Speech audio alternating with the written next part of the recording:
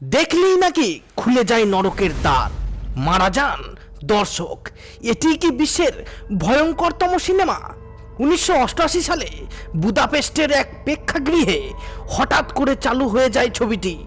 ছবিটি শুরু হওয়ার কিছুক্ষণের মধ্যেই প্রেক্ষাগৃহের ভিতর দাউ দাউ করে আগুন জ্বলে ওঠে। আগুনে পুড়ে যান 56 জন মানুষ। কনজুরিং ফিল্ম সিরিজ হোক বা দি রিং, হলিউডে এমন বহু সিনেমা হয়েছে যা দেখলে ভয়ে রাতের ঘুম উড়ে যায়। আন্তর্জাতিক স্তরেও এমন কয়েকটি হরর ঘটনার ছবি রয়েছে যা দেখার পর ভয় ঘিরে ধরে দর্শককে। কিন্তু ভয় পাওয়া একরকম এবং ভূতের ছবি দেখতে গিয়ে মারা যাওয়া অন্যরকম। 70-এর দশকে এমন একটি ভূতের ছবি বানানো হয়েছিল যা দেখার পরেই দর্শকের মৃত্যু হয়েছিল। এমনকি বহু দুর্ঘটনারও যোগ রয়েছে এই ছবির সঙ্গে। ছবিটির নাম আর্মস্ট্রং।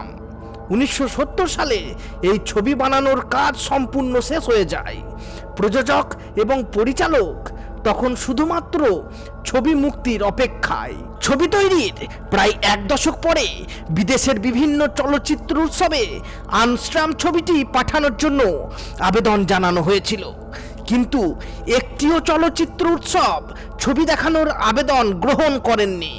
1980 সাল পর্যন্ত সকলে আর্মস্ট্রংকে অন্যান্য ভূতের ছবির মতোই ভেবে এসেছিলেন, কিন্তু আবেদন খারিজ করার পর তাদের সকলের মত পরিবর্তন হয়েছিল। যে চলচ্চিত্র উৎসবগুলিতে আর্মস্ট্রং ছবিটি দেখানোর জন্য আবেদন জানানো হয়েছিল, সেই উৎসবগুলির সঙ্গে জড়িত একের পর এক উদ্যোক্তা মারা যেতে থাকেন, কিন্তু ঠিক কী কারণে তারা প্রাণ হারিয়েছিলেন তা জানা যায়নি। অনেকের দাবি আর্মস্ট্রং ছবিটি দেখানো হয়নি বলেই তাদের মৃত্যু হয়েছিল। ওই ছবির মধ্যে এমন কিছু রয়েছে যার অভিশাপ এসে পড়েছিল উদ্যোক্তাদের উপর।